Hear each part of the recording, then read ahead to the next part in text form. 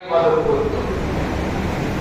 কিন্তু মহান রব্বুল আলামিন লাউহে মাহফুজে সংরক্ষিত যে কিতাব আল্লাহ তাআলা দিয়েছেন আল কোরআন, এই লাউহে মাহফুজে আমাদের যত আত্মা রয়েছে এই আত্মাকে সেই নিয়ে সৃষ্টি করেছিল। বলি আলহামদুলিল্লাহ। শুধু তাই নয়, আদমকেও আল্লাহ তাআলা এই মহান মাসে আল্লাহ তাআলা তার রূহ দিয়ে জান্নাতে ঢুকিয়ে দিয়েছিলেন, জান্নাতে ঢুকিয়ে দিয়েছিলেন। এই সম্পর্কে কত তোমায় বলেছি। প্রিয় মুসলিম কিরাম, ইরশাদ হচ্ছে আমাদের ইবাদত করার জন্য আল্লাহ তাআলা সূরাতুল মুজাম্মিলের ভিতরে কি বলছেন এই সম্পর্কে কিছু আলোচনা করব। আমরা বিভিন্ন ভাবে একজনের নাম ধরে থাকি, কি জন্য? সিনার ক্ষেত্রে, পরিচয় ক্ষেত্রে, এবং আমরা জানতে পারি অমুকের নামে। কিন্তু আল্লাহ রাব্বুল আলামিন আমাদের প্রিয় নবী হযরত মুহাম্মদ রাসূলুল্লাহ সাল্লাল্লাহু আলাইহি ওয়াসাল্লামকে ডাকলেন না, ইয়া আইয়ুহাল মুসাম্মিল, সম্মান দিয়ে সম্মান করে আল্লাহ তাআলা এই নামে আসেন। আল্লাহ রাসূলকে ডাকলেন, বলে আলহামদুলিল্লাহ, বললেন না মুহাম্মদ। আল্লাহ বললেন ইয়া আইয়ুহাল মুসাম্মিল, আল্লাহ মুহাম্মদকে কিভাবে আছেন সম্মান দিয়ে। কিন্তু আজকে আমরা আমাদের রাসূলকেই ভুলে গেছি। আমাদের যে সময়টাই আমরা যার জন্য কাল কিয়ামতের দিনে আমরা প্রখর রোদের ভিতরে, উত্তাপের ভিতরে আমরা সেই দিন করবো নেতা, সেই নেতার নামই হচ্ছে মুহাম্মদুর রাসূলুল্লাহ সাল্লাল্লাহু আলাইহি ওয়াসাল্লাম। কিন্তু আমরা পৃথিবীর মানচিত্রে যে আমরা তাদেরকে শক্তিধর মনে করি, তাদেরকে খুঁজে বেড়াই। আজকে যে দল শক্তিশালী, আল্লাহ তাআলা ইবাদত করার কথা বললেন, ইয়া আইয়ুহাল মুসাম্মিল কুমিল লাইলা ইল্লা কালিলান নিসফাহু আও ইনকুসমিনহু কালিলান আও জিদ আলাইহি ওয়া রাতিল কুরআনা তারতিলা। আল্লাহ তাআলা এই আয়াতের ভিতরে আল্লাহ তাআলা বলছেন যে রাসূলকে আল্লাহ তাআলা বলছেন যে এই রাতে দমে মানো, কোন রাতে? গভীর রজনী, যারা তৃতীয় ভাগে বলা হয়েছে।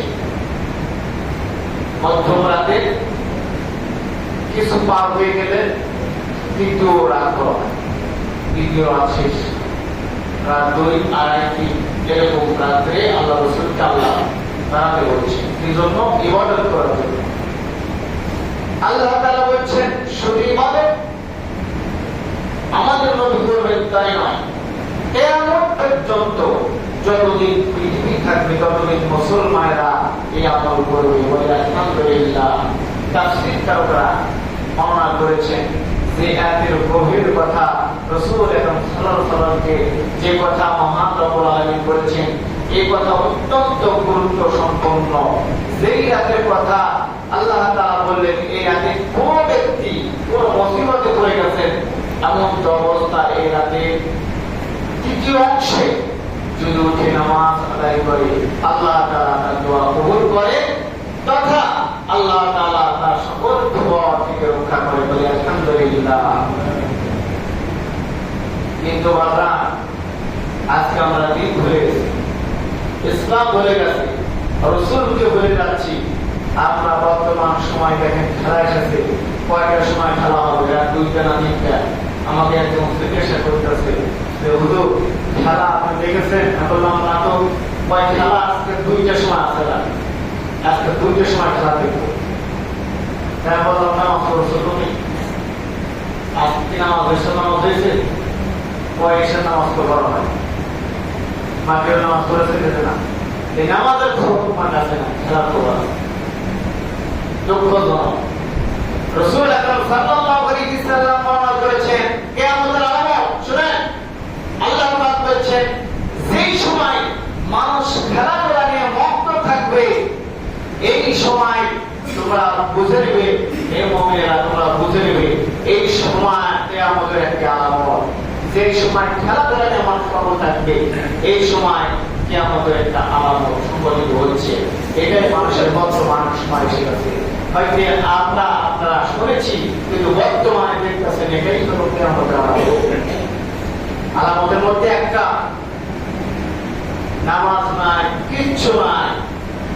আজকে যে মহরম মাস আপনি শুনেছেন, ওয়াজ শুনতে খুব ভালো লাগে, কিন্তু নামাজ পড়তে রাত জাগতে ভালো লাগে না। যখন দেখবেন যে খেলা দিয়েছে ব্রাজিল অথবা আর্জেন্টিনা, পাগল হয়ে গেছে। আশ্চর্য কথা। আবার কি হয়েছে দেখেন, টিভিতে কিছু কালচার আমরা নিয়েছি মুসলমানরা, দুঃখজনক। কারণ আপনি ওই দেশের জার্সি আপনি এই দেশে গায়ে দিতেছেন। নেমার হয়েছে, মেসি হয়ে গেছে, আপনার নামাজ নাই, রোজা নাই, কিছু নাই।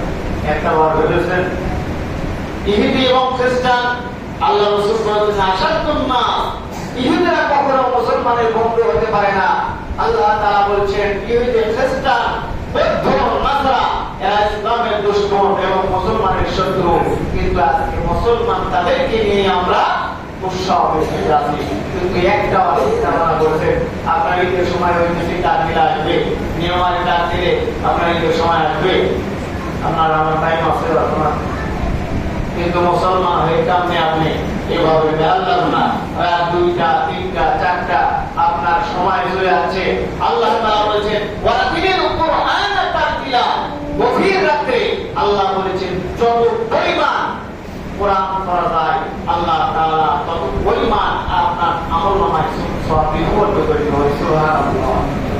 প্রিয় মুসল্লিন কিরাম, কিন্তু আমরা এই কি ভুলে গেছি, রাসূলের আদর্শ ভুলে গেছি। মুহররম মাস পবিত্র মাস।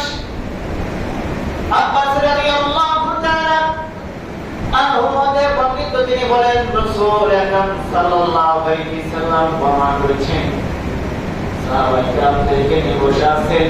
সাহাবায়ে কেরামদের উদ্দেশ্যে আল্লাহ রাসূল বর্ণনা করেছেন, ও সাহাবায়ে কেরাম শুনো, মুহররম মাস সম্পর্কে তোমাদের সাথে আলোচনা করেছিলাম। এই আলোচনার ভিতরে একটি আলোচনা বাদ গিয়েছে, একটি আলোচনা তোমাদের জন্য আছে।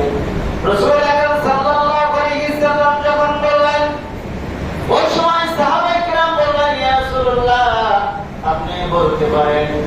রাসূল আকরাম সাল্লাল্লাহু আলাইহি সাল্লাম বললেন, রাত এবং দিন, রাতের মাঝামাঝি যে ব্যক্তি আল্লাহর দরবারে সিজদায় অবনত হবে, তার অজানা জানা গুনাহ খাতা আল্লাহ তাআলা মাফ করে দিবে। শুধু তাই নয়, ওই বান্দা সিজদা অবস্থায় কদম করলে আল্লাহ রাসূল জনাব মুহাম্মদুর রাসূলুল্লাহ সাল্লাল্লাহু আলাইহি সাল্লাম বললেন, তোমাদের অন্তরের খবর একমাত্র আল্লাহ ছাড়া আমি তো জানি না। তোমাদের অন্তরের মধ্যে কি বেঁধে আছে এই খবরটা মহান রব্বুল আলামিন জানে। ওই রাতের গভীরে যদি তোমার বেদনা, তোমার দুঃখ নিয়ে ওই রাতের গভীরে সিজদায় অবনত হয়ে যাও, তাহলে আল্লাহ তাআলা ওই কষ্ট দূর করে দিবে। বলি সুবহানাল্লাহ। কত সুন্দর আমল শিখাচ্ছেন। আলী রাদিয়াল্লাহু তাআলা প্রশ্ন করলেন, ইয়া রাসূলুল্লাহ, ইয়া হাবিবাল্লাহ, তাহলে আমরা যে গভীর রজনীতে আমরা ইবাদত করব, ইবাদত কত পরিমাণ ওজন আসবে? বলি সুবহানাল্লাহ। সব আসবে এবং ওজন হবে। রাসূল আকরাম সাল্লাল্লাহু আলাইহি সাল্লাম বলেন, পৃথিবীর সমস্ত পাহাড় যদি একত্রিত করা হয় আর ওই পাহাড়কে একত্রিত করার পরে তোমার ঘাড়ে যদি চাপা দেওয়া হয়, বলো তো আলী তুমি কি এই পাহাড় আগে রাখতে পারবে? আলী রাদিয়াল্লাহু তাআলা বললেন, ইয়া রাসূলুল্লাহ, ইয়া হাবিবাল্লাহ, নিচের মধ্যে জমিনেতে আমি মৃত্যুবরণ করব।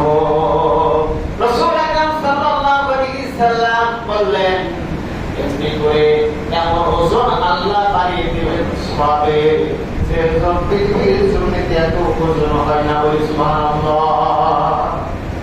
এত ওজন, এত নেকি দিয়ে পরিপূর্ণ করে দেবে।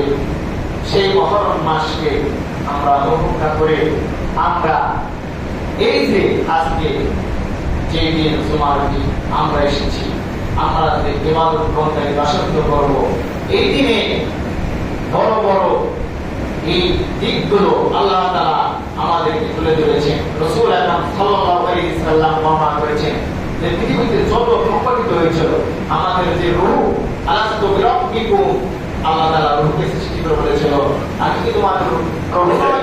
ক্বালু বালা শাহিদনা, প্রভু সেদিন বলেছিল কোথায়? লাউহুল মাহফুজে। বলি আলহামদুলিল্লাহ। লাউহুল মাহফুজটা কত বড়? আলী রাদিয়াল্লাহু তাআলা আর ওমর রাদিয়াল্লাহু তাআলা বসে আছেন। ওমর জিজ্ঞাসা করলেন, ভাই আলী, হুজুরকে একটু প্রশ্ন করো না, লাউহুল মাহফুজ সম্পর্কে এত কথা বলে, লাউহুল মাহফুজটা কত বড়? আলী বললেন, আপনি বলুন, কারণ আপনার কথা অতি গুরুত্ব নিকটে, তার মনে বোঝা যায় ভালোবাসা বেশি আপনার প্রতি। এইবার বললেন, তাহলে আমি জিজ্ঞাসা করলাম। এইবার ওমর রাদিয়াল্লাহু তাআলা জিজ্ঞাসা করলেন, লাউহে মাহফুজটা কত বড়? রাসূল আকরাম সাল্লাল্লাহু আলাইহি ওয়াসাল্লাম বললেন, এই পৃথিবীর যত বড় তার চেয়েও দ্বিগুণ বড়। বলি সুবহানাল্লাহ। পৃথিবী যত বড় তার চেয়েও দ্বিগুণ বড়। সেখানে কি আছে? এইবার আলী রাদিয়াল্লাহু তাআলা বললেন, হুজুর সেখানে কি আছে? একটু আমাদের জন্য শুনিয়ে দিতেন। হুজুর আকরাম সাল্লাল্লাহু আলাইহি ওয়াসাল্লাম তিনি বললেন, লাউহে মাহফুজে এমন কিছু আমাদের জীবনে হবে না তা সেখানে লিপিবদ্ধ করা নাই। বলি সুবহানাল্লাহ। পৃথিবীতে যা ঘটবে, যা ঘটাইবা, সব কিছু ওখানে লিপিবদ্ধ করা আছে। সবার জন্য ভিন্ন ভিন্ন সৃষ্টি করে যতগুলো প্রাণ আসবে, যতগুলো জীব আসবে, সকল জীবের কথাই লাউহে মাহফুজে লিপিবদ্ধ করা আছে। বলি সুবহানাল্লাহ। রাসূল আকরাম সাল্লাল্লাহু আলাইহি ওয়াসাল্লাম যখন মিরাজে গেলেন, মিরাজে যাওয়ার পরে লাউহে মাহফুজে তাকে পরিদর্শন করার জন্য জিবরাইল আলাইহিস সালাম নিয়ে গেলেন। এবার জিবরাইলকে প্রশ্ন করছেন, ও জিবরাইল ভাই, এই লাউহে মাহফুজটা আল্লাহ তাআলা যে বসে আছেন সেটা কোন সাইডে? এবার জিবরাইল বললেন, হুজুর হলো এই সাইডটা হলো বাম সাইড। বলি আলহামদুলিল্লাহ। আল্লাহ অজবে নিচে বাম করে লাউহে মাহফুজ রয়েছে, সেখানে যতগুলো প্রাণ আসবে এই প্রাণের সকল কিছু বিবরণ, মানুষের জীবনে কি করবে, কি আসবে, কি হবে, সব কিছু লিপিবদ্ধ করে দিয়েছেন। কিন্তু আল্লাহ তাআলা বলেছেন, ইন্নাল্লাহা গফুরুর রহিম, আল্লাহ ইচ্ছা করলে মাফ করে দিতে পারেন, আল্লাহ ইচ্ছা করলে নাও করতে পারেন। আমরা এই জন্য দুনিয়াতে দেখেন দাদা, মাঝে মাঝে কথাটা বলে রাগ করেন না, যে আপনি আমি যে পাপ দুনিয়াতে করি চলতে ফিরতে দেখেন, আল্লাহ যদি আমাদেরকে ক্ষমা না করতেন, এই পাপের কারণে এমন পাপ করেছেন আমাদেরকে কুকুর বানিয়ে দিতে পারতেন, ছাগল বানিয়ে দিতে পারতেন, পারতেন না। এমন এমন পাপ করেছেন, আল্লাহ তো রাগ করতে। আপনার কাছে যদি একটা নেগেটিভ কথা হয় তখন তো একবার শেষ, ভুলে বসে দেবেন একবারে। কিন্তু আল্লাহর কাছে কতবার নেগেটিভ করছেন, কতবার আল্লাহর মুখকে অমান্য করছেন, কতবার আল্লাহ এই কথাকে এমন করে আপনার শয়তানের প্রলোভনে আপনি চলছেন। একবার চিন্তা ভাবনা করে দেখুন। প্রিয় মুসল্লিন কেরাম, আমরা যে জুমা এসেছি, এই জুমা আমাদের জন্য অত্যন্ত